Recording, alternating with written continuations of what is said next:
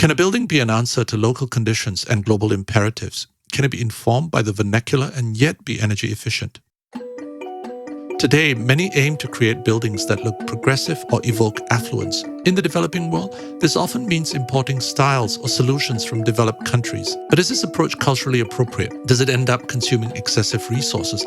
Is it even possible to be locally attuned and low energy? And what would this look like, say, in a place like India?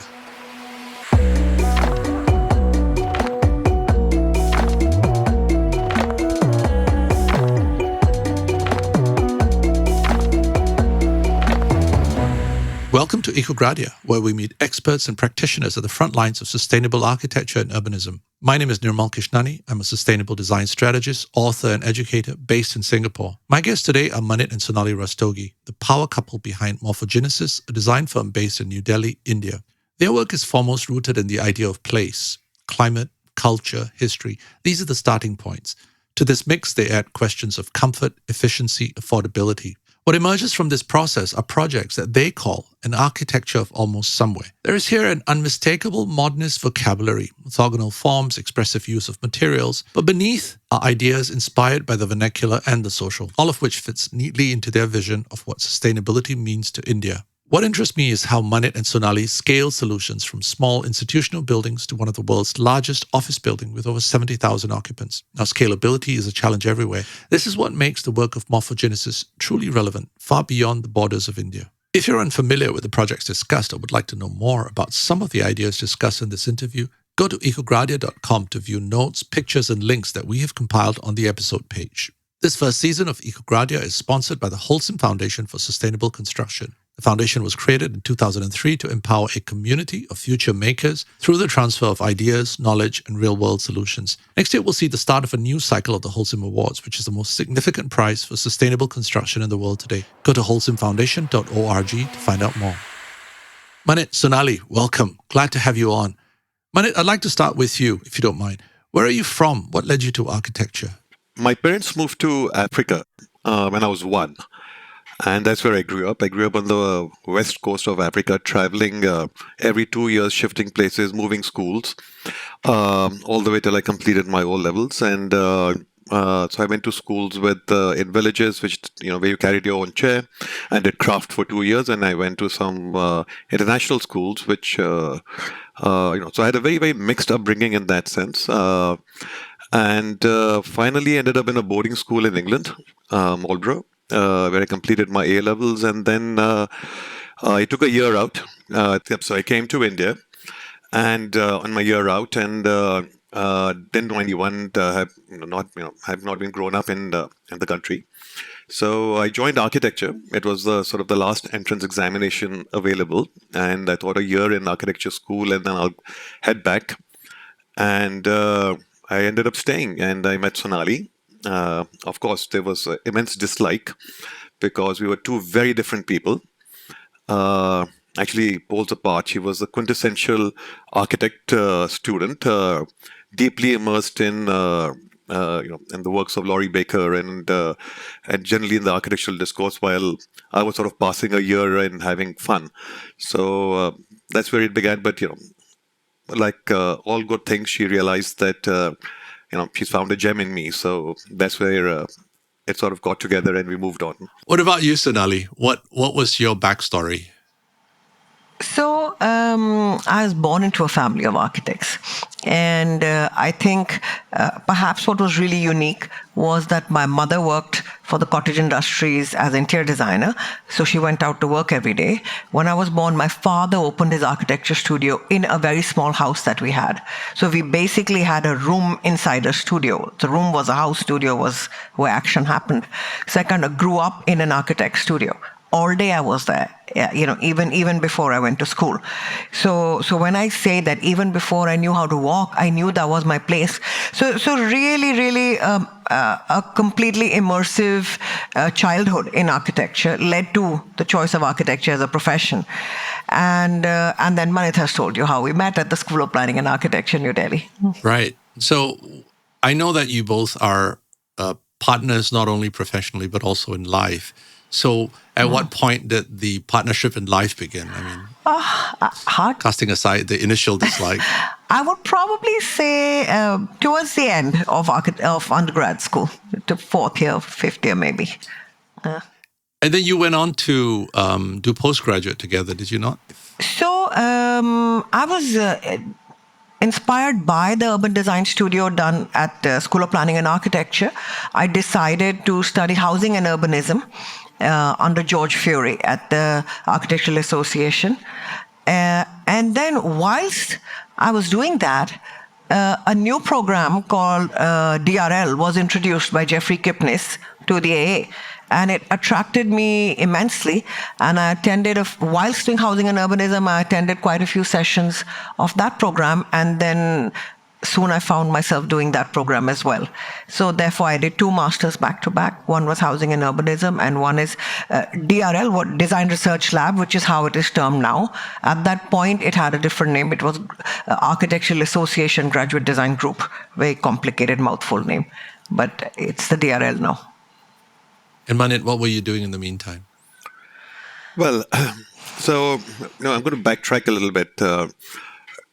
Sonali always wanted to go to, I think, to the schools in the US, and I was very inspired by the Architectural Association because when I was in third year in Delhi, someone brought a brochure of the school, and when I went through it in the library, every page, every photograph had people holding a glass of wine. And I thought that was very inspirational, where a school prospectus has people that, whether they're sitting in the library or the studios, there was always a bottle or a glass of wine around. So I thought, well, this sounds like a great place to go to. And I managed to sort of brainwash Sonali to agree. So Seamus Yanis was the director of the program, still is. He's been around for a long time, and who I consider one of the gurus of environmental design. And he's been doing it way back since the 70s till now, and he hasn't shifted track at all. I mean, he's just sort of been at it. So I really thought it'd be a good idea to go study under him, which I did. I spent my first master's doing that.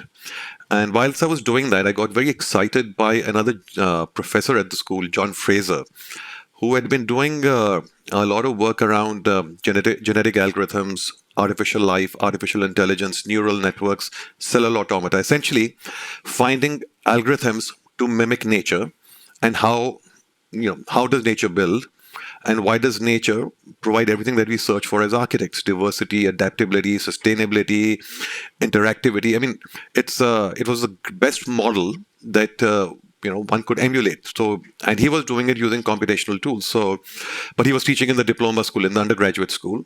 So after I finished my master's, I went back to undergraduate school and diploma school, and did my fourth and fifth year again. So I have a unique, CV. It says bachelor's, master's, and bachelor's again.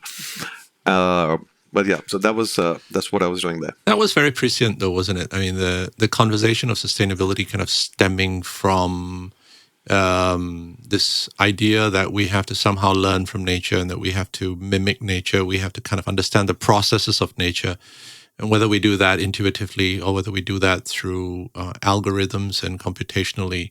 But that was a very, very early idea of what sustainability would eventually become. In fact, I would reckon that the word sustainability wasn't much in fashion until post-2000. We didn't talk about it in those terms. It was very much environmental science, passive design, energy efficiency. Those are the terms that we were. But I mean, the things that you talk about, the nature-centric kind of outlook, that's remarkable for the 90s. It wasn't happening much in Asia, for sure. So when you set up your firm, tell us a little bit about how that went. I mean, how big was your firm when it started, and how big is it today? Morphogenesis, how many offices do you have? What kind of work do you do? So when we came back to India, this was around the mid-90s, I think 96. There was a reason why we came back.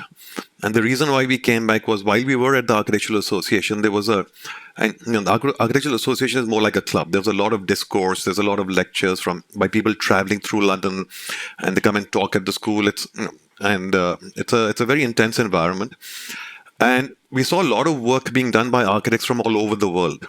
But we saw very little work being done, other than, of course, the works of the great regionalist Charles Correa, a very important architect in India. But other than that, there wasn't really anything coming out of this continent, which has had a phenomenal history for 5,000 years of architecture. And so we thought, well, A, it looks like an opportunity, and B, it was also coming back home and trying to implement ideas that we had sort of grasped not only from the Architectural Association but from all this variety of this hot pot of the world coming and discussing all these things. So today we are about 150 architects plus about another 40-50 people, so about 200 in total. And that includes graphic designers and engineers and all of that. And we have 3 main offices in Delhi, Bombay, Bangalore.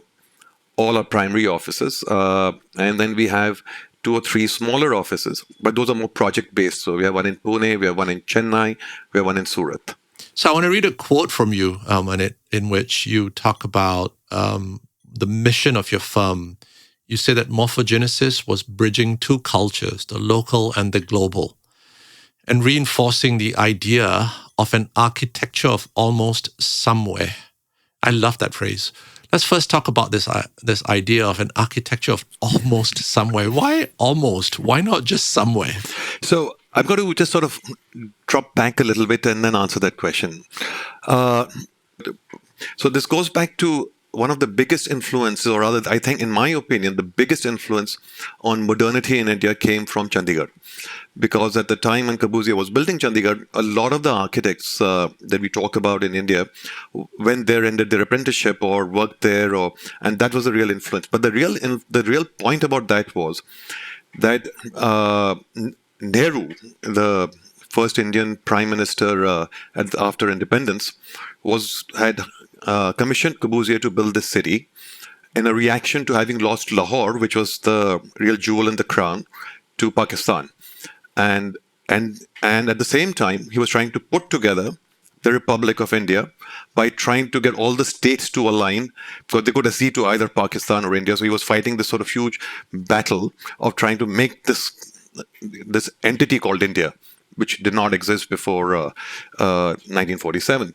And he gives Corbusier a brief. And I think in that lies a lot of things. He said, let this be a new town, symbolic of the freedom of India, unfettered by the traditions of the past, an expression of the nation's faith in the future. Okay, now that statement in itself is what made Chandigarh, and Chandigarh became the symbol of urban planning in India, unfettered by the traditions of the past. Okay, now fast track forward to 1991, when the economy opens up, and it was that easy for everyone to get rid of whatever little tradition that was left in the great work that had been done by the architects who were the last the last bearers of the regionalist movement, who were still trying to do something in terms of context and in terms of climate and region and all of that. And very soon, we had glass boxes popping up everywhere. It didn't really matter whether the building was in Texas or was in Bangalore or was in Delhi or in a cold climate. It didn't really matter. So, and that is what I termed as the architecture of nowhere. The building could belong anywhere. And in direct contrast to that was the very strong regionalist movement that had happened preceding this period, where I called it an architecture of somewhere, where you could look at a building and say, yeah, I know that building is probably high up in the hills in Kashmir, or that building is probably in the desert, okay, in Rajasthan.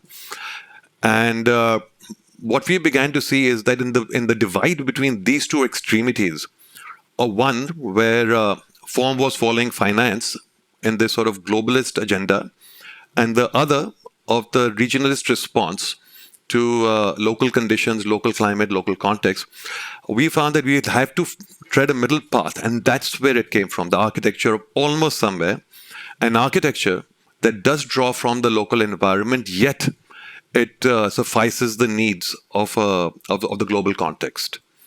That's why an architecture of almost somewhere. And it was supposed to be a pun more than anything else.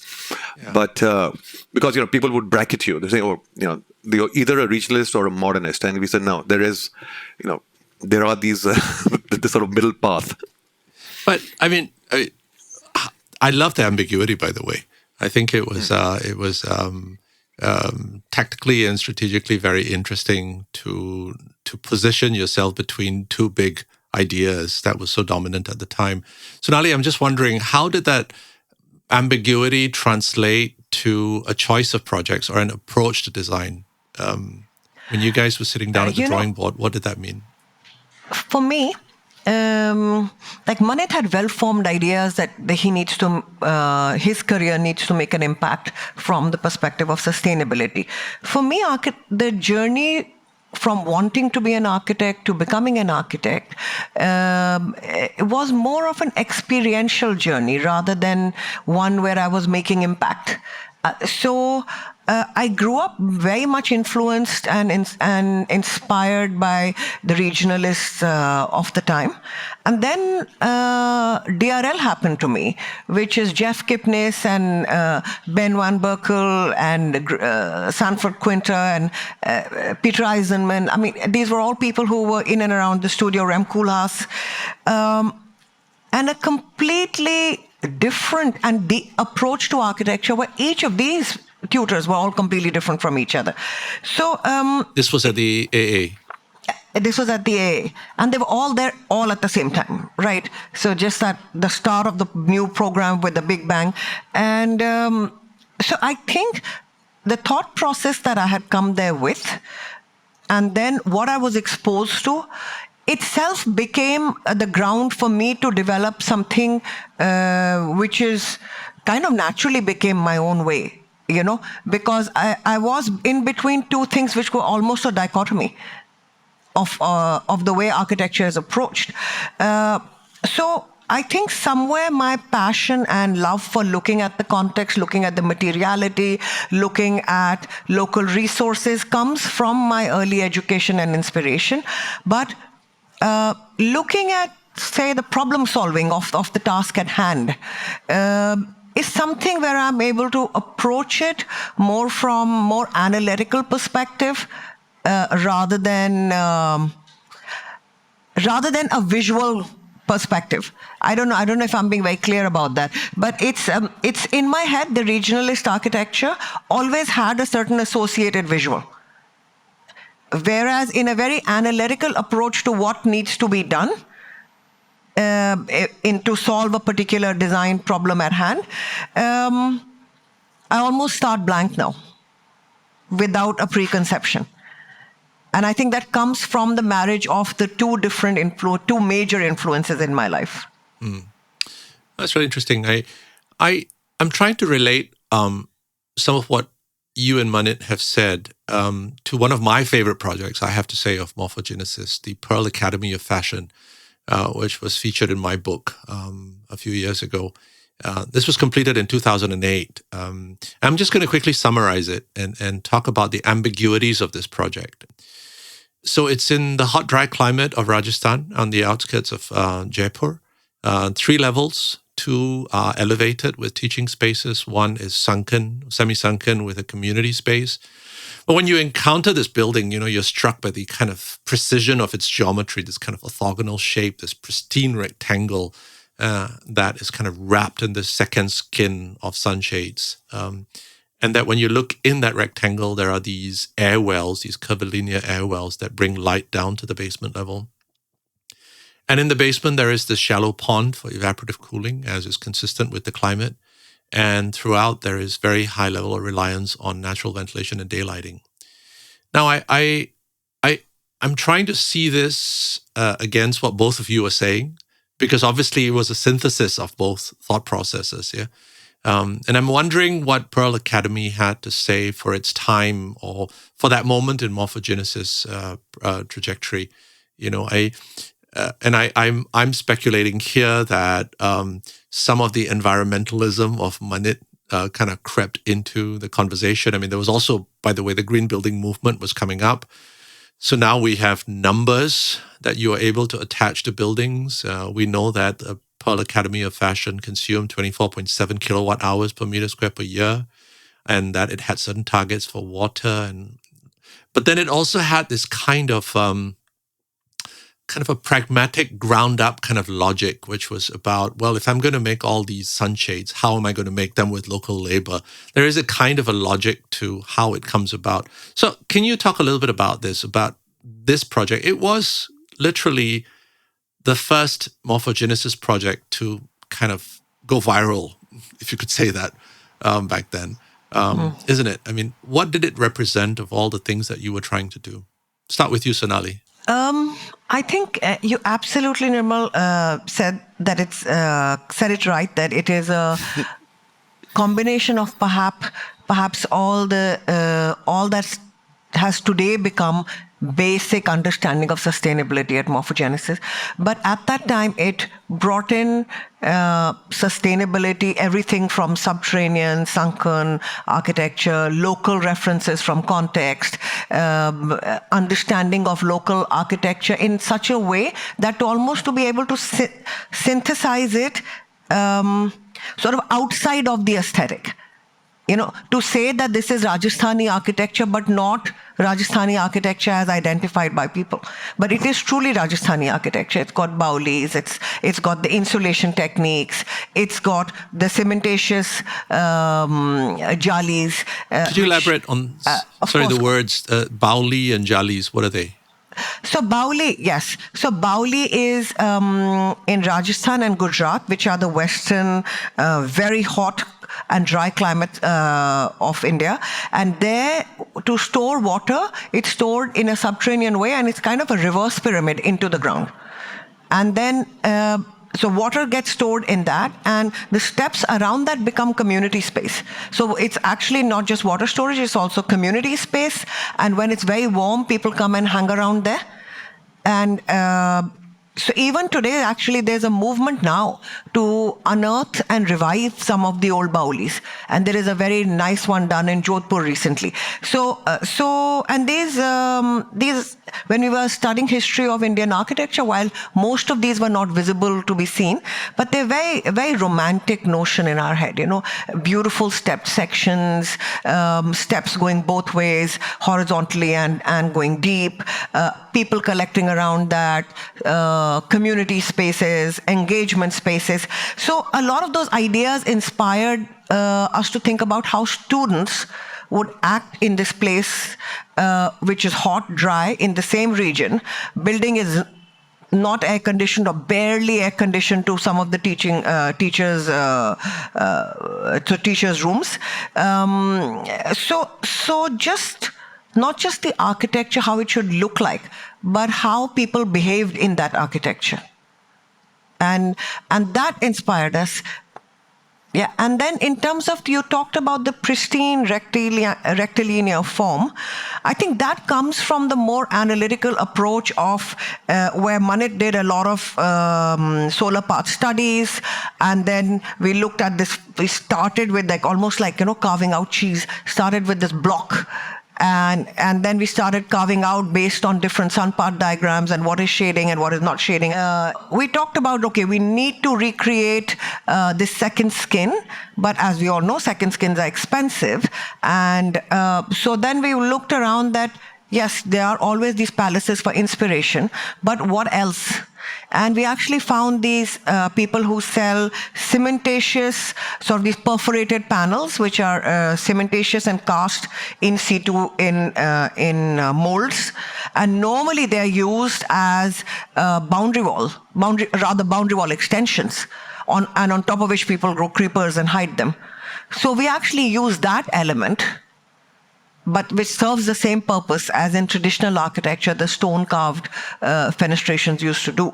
So it is a combination of the education from where we started to the education where we culminated. Yeah, I'd like to hear the environmental science kind of kicking into this, because there's a lot of that in this project, isn't it? I mean, I must confess, when I first encountered it, the sun path diagrams were like, wow, somebody's thinking along these lines, and it was visualized. It wasn't just that it was thought of, but there was a representation of the relationship of the building to its climate. You tell me more about that. Was that a lot of what was driving it? I'm going to be honest with you, Nirmal.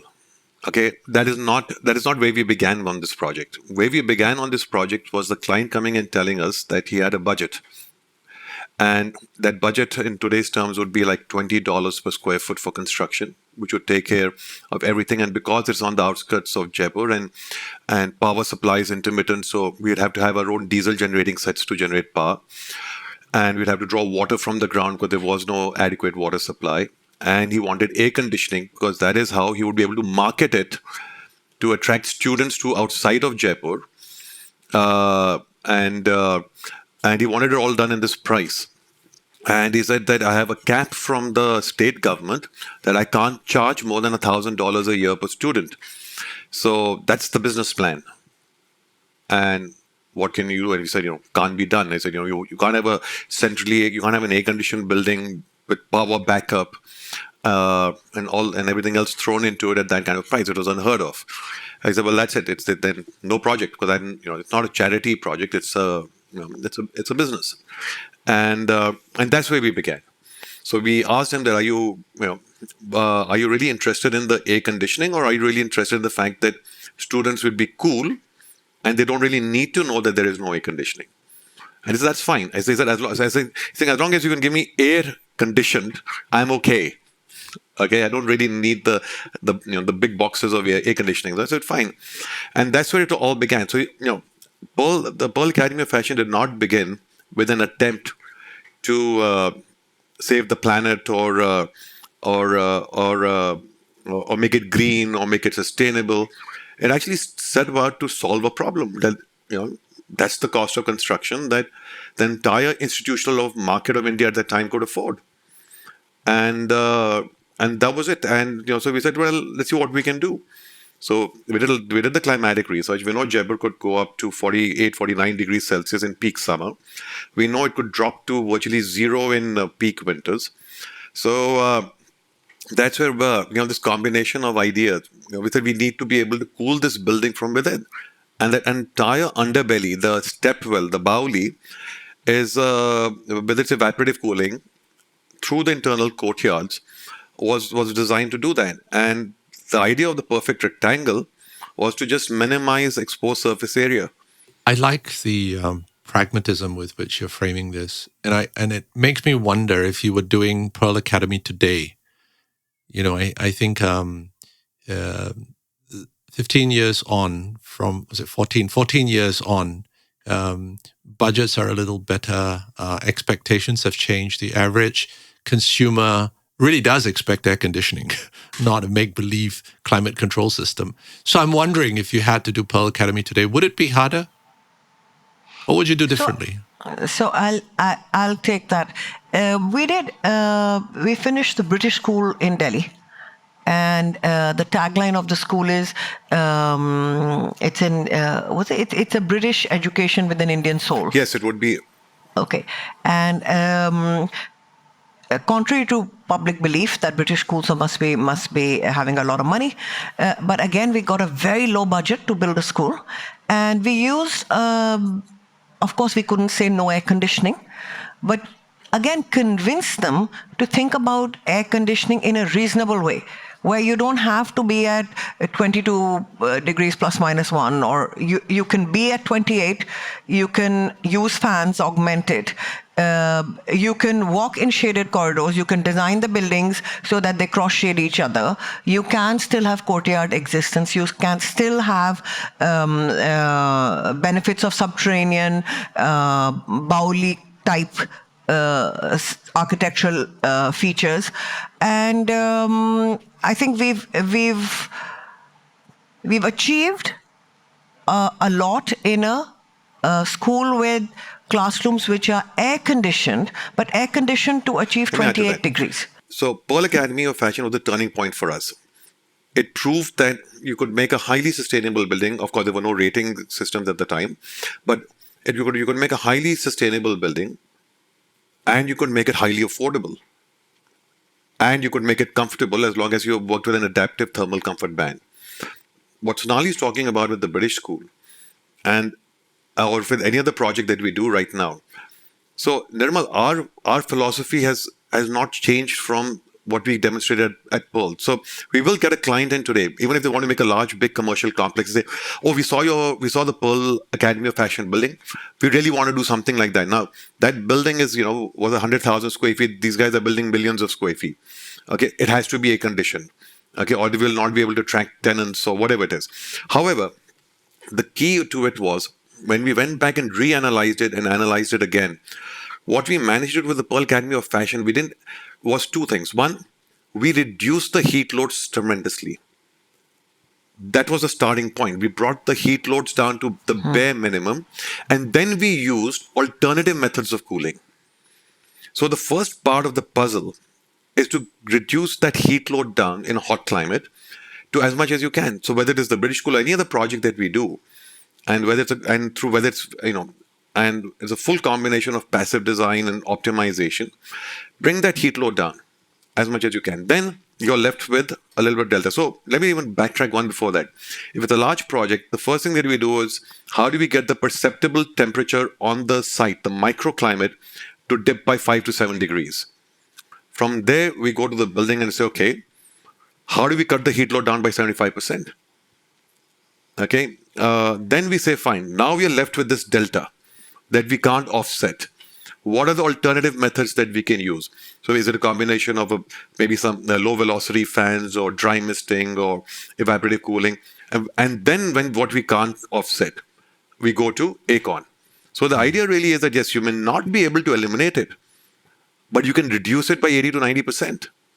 So it still remains air conditioned for its branding, but the net thing is that you are getting your comfort levels. Do you now have these analytical capabilities available to you in-house? I mean, with Pearl Academy, I recognize the ecotech diagrams, and it must have been all outsourced. And what do you have a team of people now in your office who look at performance modeling as a matter of course for your projects? I'm going to answer that. Number one, with Pearl Academy of Fashion, just to correct the record, the ecotech studies were done in-house. We've never ever outsourced any of it ever, because we think that it's integral to an architect's design performance. Unless if you can't model, you can't manage design. It's just impossible. So even today, we do it all in-house. Now, when it comes down to doing finite element analysis or CFD, computational fluid, when it gets to that level of complexity, then it goes out. But for primary design, it's all in-house, and it's not a separate team, because it's like sustainability and architecture are symbiotic. They're not two different things. It's not a layer that you analyze a project with. The canvas of design has to be such that you can't make a mistake. I'd like to pause a minute to remind listeners that you can view each project discussed here at ecogradia.com. There you'll find notes and links that will help you get more out of this episode, including information about Manit and Sonali, their firm Morphogenesis, and our sponsor for this season, the Wholesome Foundation for Sustainable Construction. Now, the foundation has earned a reputation for its gathering of experts and thought leaders held in different cities across the world. Each Wholesome Forum, for instance, explores the challenge of sustainability on the ground in the city where it is hosted. And the last forum was in Cairo, Egypt in 2019, the one before that, Detroit, USA in 2016. One of the most memorable for me was in Mumbai in India in 2013. I had been to the city countless times before, but seeing it through the prism of the forum was eye-opening. We were taken to different neighborhoods, shown the challenges of informal settlements like Dharavi, the world's largest slum. After that forum, I must say the word slum seemed inappropriate, having witnessed firsthand the richness and complexity of life in these makeshift communities. To find out more about past Wholesome Foundation events, including the forum in Mumbai, go to wholesomefoundation.org. When did the idea of sustainability become central to the Morphogenesis mission? Can you put a date on it, or was that something that just you grew into? Well, I think it was there in the DNA. It always was. It just got formalized a decade into practice. But I think everything that we did, like I said, when we came to set up practice, we were here trying to find a language for contemporary Indian architecture. What would that be? Coming from such a strong 5,000 years of history of architecture, how would our slice in that piece fit? And that DNA has always been there. So it wasn't something that we I think that we brought in is something that we formalized. And with that came the many battles of green buildings cost more, etc., and all of that, and all of that. But I don't think it was ever not there from a very, very first project. So what was the adaptation of sustainability to the Indian context? That, how was this tailored to where you were in the world?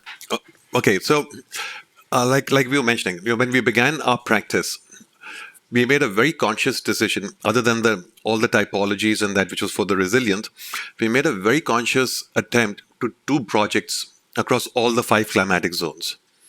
To do projects that were, of course, across all typologies. To do projects that were across very, very different cost points, from the highly affordable to luxury, and across various scales, from the very small to the very large. And what we learned all through that entire medium was that what you could do in, say, a very small project, which could be highly experimental, could then be applied to a very large project, even of a different typology, in terms of system design. Now, by allowing this high level of diversity and learning, so we've always said Morphogenesis is a university, and customization of each and every project it's true. Every single project has very, very different nuances, and how sometimes we're in a place where water takes precedence over energy. Sometimes waste does. Sometimes energy does. Sometimes it's always very different. But the point is to have a body of knowledge sitting behind you through all these years, where you have been experimental. And done a lot of and have a constant process of updating that information, because we do go back and measure our buildings. We do go and check for performance. We do user surveys of occupants who've been in buildings for even the last 5, 10, 15 years. It's not only the energy data, it's also how people are using the buildings. And we find that there's something that we did where people are actually using it for something else completely, but it's doing a far better job. And sometimes we think what we did really well is not. So the customization and the adaptation to the Indian condition comes from a constant process of what I call accumulating small change. You just have to keep at it, you keep building on it, and you document it, and you make sure that it keeps affecting the design or improving the design process, but one small change at a time. I'm going to read a quote to you of the definition of sustainability, Manit. I think that you made to El Decor magazine just last year, into 2021. A truly sustainable project utilizes the minimum amount of resources during construction, and it reduces the demand on natural, man-made systems throughout its operations. A truly sustainable project must focus on inclusivity, thereby ensuring that our idea of growth is all-encompassing and gives back to the community. So let's contextualize this to an ongoing project. The Surat Diamond Bourse in Surat, Gujarat, which is currently under construction. That is the world's second largest office building. Some 45,000 people, when it's fully completed, will be working there. 65 million square feet. That is a mega structure if ever I saw one. Now, what's interesting about the architecture, and if I can just summarize the broad idea, it's that it's a fishbone plan, and that it has this spine and these 9 ribs which are separated by courtyards. And each spine, the spine and the ribs are all narrow plan depth. They're open to the north and south orientations, as is appropriate for the climate and the location. Tell me, in what other ways does this exemplify sustainability? What have you done here that takes the argument of sustainability forward in the Indian context? So, Nirmal, when we began this project, and at that time it was actually the single largest office building as one, and it is there are about 70,000 people, by the way, now, not 45,000 that will work in it, and it's a high security zone, and it sits on a land of about 35 acres. And the first thought that came to our head is that how do we treat mobility as part of sustainability? How do we get a person, if we're going to evacuate 70,000 people in or get people, say 70,000 people into the building in 1 hour through one of the highest levels of security equivalent to Fort Knox in an hour into that building, how are they going to get from the outside to their desk in under 7 minutes? If we put a metric. And because we have 10,000 cars, we have 20,000 two-wheelers, plus in addition to that, we have about 30,000 people coming in buses and public transport. And the whole design, and then mobility was actually our biggest problem. And the sense of how does a person know where they are in a project that size? How do you not get lost? How do you locate yourself? And that has to fit in the gamut of the fact that we wanted this project completed in an EPI of 50. That was the target that we set ourselves. Can we 50 kilowatt hours per square meter per year? Okay, that was the target that we gave ourselves for this. Now, the fishbone design, is actually more inspired by the skeleton, a human skeleton at the back, which is the most efficient system of delivery, of a central nervous system. That's how nature's designed it, and you'll find that across many living species, and that's where it was inspired from, because that was entirely based around the distribution of people. And today, now that the building is complete and it's getting occupied, we are getting moving people in that 7 minutes. Now that may not seem something as part of sustainability, but to us it was. It had to do with the fact that when we're moving these people in that entire building, 50% of that building is not air conditioned. Okay, we've got about 800,000 square feet of radiant cooling in the circulation areas. I think, if I'm not mistaken, it's one of the world's largest applications of radiant cooling, which is naturally ventilated. The spines have been designed to be naturally ventilated. They flare out, they capture the winds, they push them through. So we did a lot of energy modulation. Again, the objective was, if we were to hit 50 kilowatt hours per square meter per year, we had to reduce the heat loads by that much as well. So full natural daylighting. We have about 120 lifts in the building. Most of the common areas are fed off solar, so that at least the common areas, other than the 4,000 offices that exist in that building, everything was adhered to and we were scraping every single piece of energy or waste and water. I mean, the 35 acres you've got 2 basements for car parks, cellars, and we have a massive underground aquifer that only stores rainwater. We found a dry aquifer. We're using that for rainwater as well. So it doesn't matter how large or how small a project gets. The criticality is what we train all our architects in our office on. You always begin a project with no is more. You don't have electricity, you don't have water, you don't have resources. Now let's talk about design. No preconceived notions. What about the inclusivity argument? I'm wondering if, Sonali, you have a thought on that. I mean, how does a building of that scale become inclusive? And certainly a building with security considerations, privacy issues, and so on. How does that become part of the larger community? Yeah. And as a community, they decided to make this project. And the diamond traders could be as small as the ones who have 100 square feet offices and ones which have 1 lakh square feet offices. And together they decided that this is going to return back to their known way of life as a community. And I don't know if you are aware that all diamond traders belong to the same community in Surat. So even their ways of working, like there are also diamond traders here who will come to this building who do not have an office there, and they trade sort of under trees, and they trade in a courtyard, and they kind of say, oh, you need this kind of diamond, I have a particular merchant I know there, I'll get it for you, I'll give it to you here, this, that, or the other. So there is a lot more that goes on in this building than actually people who occupy these offices. And then so I think this is a community that taught us how to be inclusive of communities and their activities. And Manit just a while back talked about these radiant cooling primary circulations. Now, these circulations are flaring in size based on wind movement and things that we wanted to include. So in those wind passages, we've created large, what we call lungs, which are like cutouts, and people sit around them. And it's kind of I guess, a Bauli, because it goes several floors and it reduces and flares and increases in size, but it has wind in it and not water. So people sit around there and trade diamonds, the ones who don't have enough to afford an office.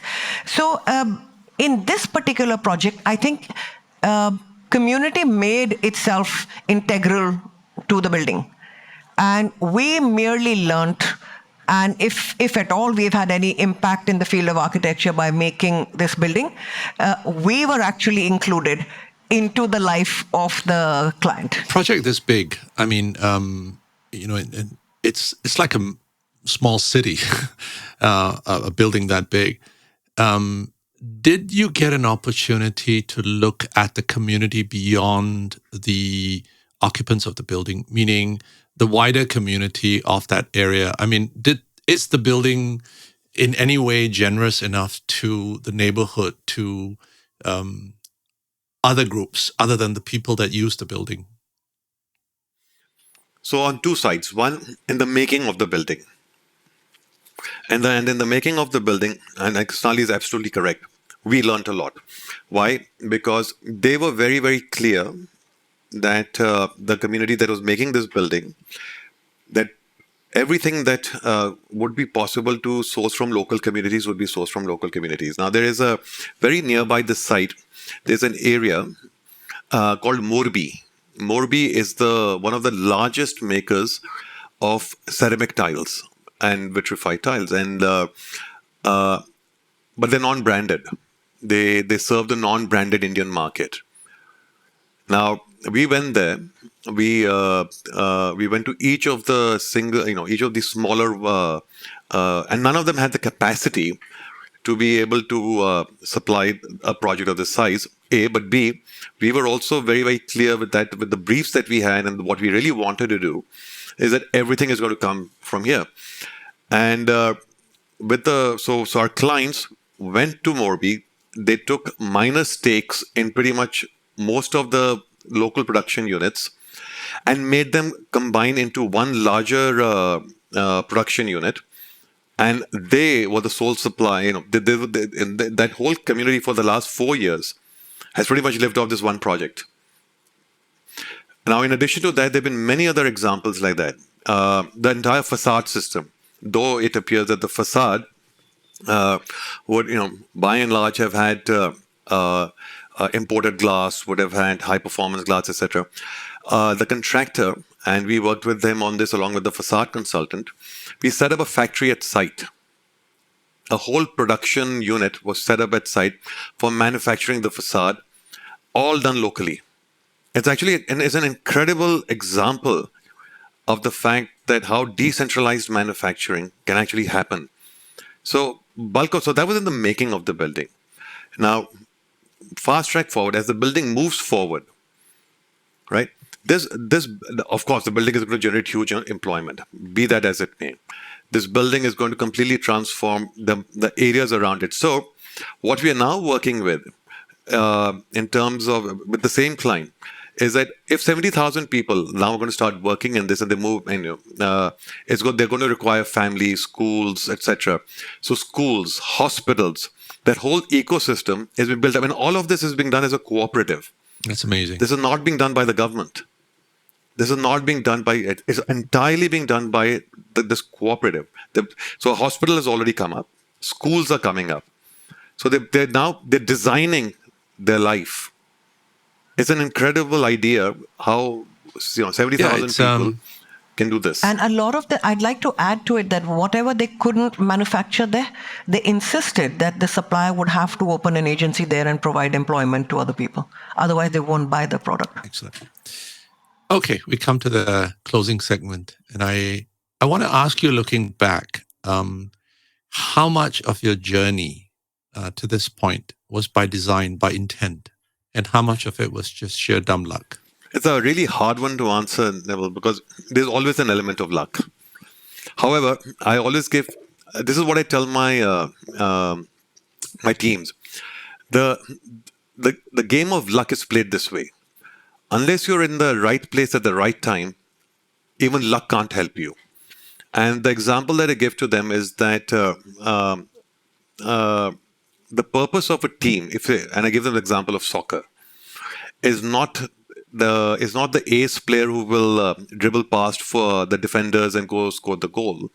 It's the fact that when he's looking down, in his mind he knows exactly where the remaining 10 players are, and he can read them and they can read him, and he therefore knows at any given point in time where everyone is and what they're thinking and where they're going to be next. And if you can get yourself to be like that and your team to be like that, then whether it's the element of luck or whether it's the element of design, you will you'll find the way to score that goal. I've profusely been a believer in the works of Buckminster Fuller, and the idea of synergetics, that the whole is greater than than the parts, than the sum of the parts. And that's really what we're trying to do with Morphogenesis, which is why we didn't name it after me and Sonali. Why we want the firm to perpetuate. We don't want the firm to die with the founders. We don't want the next kid to come along and spend 25 years to get to that level of wisdom. They'll have access to data, information, knowledge, but wisdom is a hard one, and it only comes with time. And really, that's the objective. If we can perpetuate a process, a way of thinking, and if we can get the right people in the right place to work together, and essentially that's our model. It's purely based around nature and synergetics. That's a good segue to this question of what you leave behind to the next generation of architects. So, Sonali, if to a young architect, and I'm going to ask you that also, Manit, what do they need to do to succeed? In fact, how would you define success? So I would never want to tell anyone that they have to be the next Sonali at all, because Sonali is still discovering herself, and every individual has to discover themselves what they are. Because I know that probably I'm biased because I'm an architect, but I strongly feel that the process of discovery and the process of creating impact is everybody's individual journey. And what becomes of their persona in that process is something which is yet to be discovered. So I would just say that if you're going to want to be an architect, you have to decide what is your arena of impact. Like, where is it that you want to make change? You could also be the one person who is making the perfect mud block for 30 years, which can be used for construction, and just researching on that. You could be the one that is taking the Indian design voice global. You could be the one who's researching, but you have to decide what part of the profession or all of it is that truly inspires you. And then only choose this profession if something in it inspires you, because otherwise it's too hard a profession. And if you make no impact in this world, either on yourself or planet Earth, which hosts architecture, then it really isn't the right professional choice for you. What about you, Manit? Somebody wants to be the next Manit. God help them. So I tell all my students this on the day one that they come to college, that you may have got here for whatever reason, but if you can't make architecture, you can't make this profession a way of life, get out now. Because one thing it'll take away from you is the ability to do anything else. Engineers can do many things. Architects can't. You stay in this profession, that's all you will be able to do. And therefore, you must love it that much. That's, in some sense, what even Sonali was saying. But to me, it's learning. It all comes down to that. You're a PhD student for life. Keep researching what everyone is doing, what is out there, and find that little thing, this little small change. Don't think that you can create this flashbulb idea and change the world. That's what they tell you in architecture school over 10 semesters of concept design. And that's not how it really happens. How it really happens is by accumulating small change. Keep researching, keep learning, and find that little bit that you can do over and above it. And over a period of time, accumulate that small change. And the big difference, that the impact that you're talking about will be an emergent impact, not an impact that you say that I'm going to make. So that's been my life, and that's my advice. One of the things I like most about our profession is that we love to look at the big canvas. You may be dealing with one specific problem, but no self-respecting architect will ever stop at the building shell or the site. It's always a bigger problem. We constantly expand the canvas. So let me ask you a question on this, which is apart from what you strive to do through your work, what are the few things that you think must happen to get us to the world that you imagine? Sonali, with you first. What few things do you think must happen? It doesn't have to be what you do in your profession. So, as I said to you earlier, I'm kind of obsessed with the current ideas that are sort of being talked about in morphogenesis. So I think what must happen is proper thinking about how we live on this earth, which we don't do at all. And this is going back to the idea of thinking that how should urbanization be mapped in terms of resource availability. Like we need to marry with earth in a better way. That must happen. Otherwise it's just a downhill slope. Okay, we can't keep crowding things and then saying let's be sustainable here. Like that's not what needs to happen. What needs to happen is to think how we wish to inhabit Earth. That must happen, and that movement, in my thinking, hasn't even begun. Okay, I mean it's like we're talking about the symptom that global warming is happening, but we're not going to the root cause of what made it happen. Right? So that's so planning, proper planning is something that must happen. Second, I think it's an architect's responsibility to take marginalized communities along in the process and include them so that in some ways they are no longer marginalized. So I think that to me is very, very important because I can only think from the perspective of what an architect must do. And third, we must remind ourselves every single day that what is the point of designing if you can't make an impact and improve the human condition? We must think about it every single day. Manit? Well, one, I do think that sustainability and in its entire gamut must become the primary objective of school curriculum from kindergarten onwards. And any subject or any information or knowledge that is imparted has to be in the gamut of that sphere. And I think unless we begin to do that from that early stage, everything that we're trying to do is fixing a problem. After it, we're not, we're trying to solve the disease, we're trying to solve the symptom, not the disease. And that really has to start that early. It's not something that you should go to a master's program for. It's something that you should be brought up with. So I think that to me is one of the core things. And and we're really thinking about how do you create a sustainability curriculum for a 5-year-old, or a 10-year-old or a 15-year-old. And that's really, I think, what we should be doing. Two, I think we need a lot more work in understanding closed loop systems.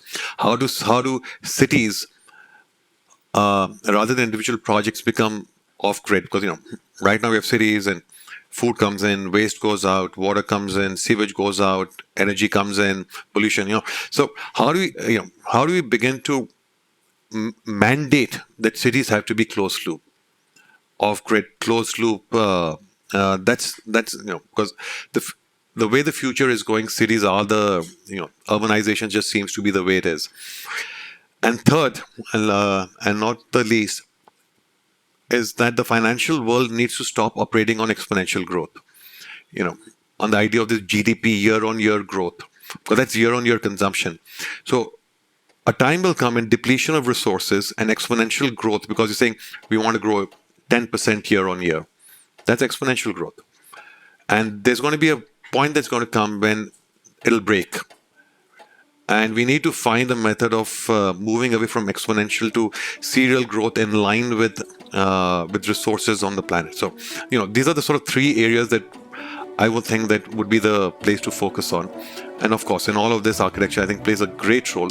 So the point you make about the illusion of exponential growth is incredibly important. It's so deeply ingrained in conversations in the worlds of policy as well as finance. Manit, Sonali, thank you both for taking the time to be with me. And as always, thank you to our listeners for joining us. If you enjoyed this episode and would like to hear more, subscribe to EcoGradia on any directory or listening app where you find your podcasts. You can also find all our episodes and related notes at ecogradia.com. Don't forget to follow us on social media and recommend us to friends and colleagues. And please remember, check out our sponsor, the Wholesome Foundation for Sustainable Construction.